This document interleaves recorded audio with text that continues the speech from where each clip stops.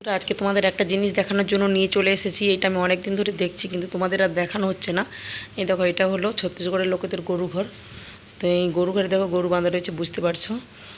আর ওই ডাব্বাটার মধ্যে খড়কুটো খেতে দিয়েছে। কিন্তু গরু ঘরের মধ্যে দেখো এগুলো কিছু আঁকা। কী আঁকা বলো তো? এই যে চলো সামনে নিয়ে যাচ্ছে, দেখাচ্ছি তোমাদের।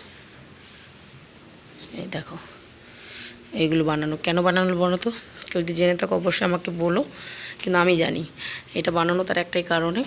এটা হলো মানুষের পুতুল আঁকা। এই দেখো, এটা পাখি, ওইটা গরু, মানুষ, আর মানুষ। এগুলো এঁকে রেখেছে কেন বলো তো? এখানকার লোকেরা ভাবে যে বর্ষা চলে আসলে, মানে শ্রাবণ মাস আসলে এরা এই চিহ্নগুলো এঁকে রাখে। তবে এটা গোবর দিয়ে এঁকে রেখেছে, তো এটা শ্রাবণ মাসেই আঁকে।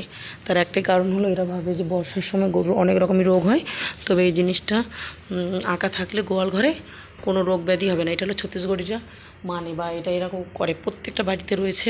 যেহেতু শ্রাবণ মাস এখন চলছে, তো শ্রাবণ মাসে কিন্তু এই জিনিসটা এরা করে। দেখো প্রত্যেকটা মানুষের বাড়িতে গিয়ে দেখবে এরকম ঘরে এরকম করে গোবর দিয়ে বানানো রয়েছে। আর এটা আর অন্য কোথাও প্রচলন আছে কিনা আমি জানি না, তবে এটাই ছত্তিশগড়ে রয়েছে। আমি প্রত্যেক বছর দেখি, তাই তোমাদেরকে এই বছর একটু দেখালাম। আর তোমরা যদি কেউ জেনে থাকো অবশ্যই আমাকে কমেন্ট করে জানিও। দেখো গরু ঘরে কেমন গরু, মানুষ, পাখি সব কিছু আঁকা রয়েছে, সব গোবর দিয়ে, দেখতে পাচ্ছ? তো চলো এরকম অল্প অল্প আপডেট দিতে থাকবো। তোমরা ছত্তিশগড়ের ব্যাপারে যা কিছু জানো না, আমি সব কিছু তোমাদের বলবো, আমি যতটা জানি। তো চলো, এখানে এই ভিডিওটা শেষ।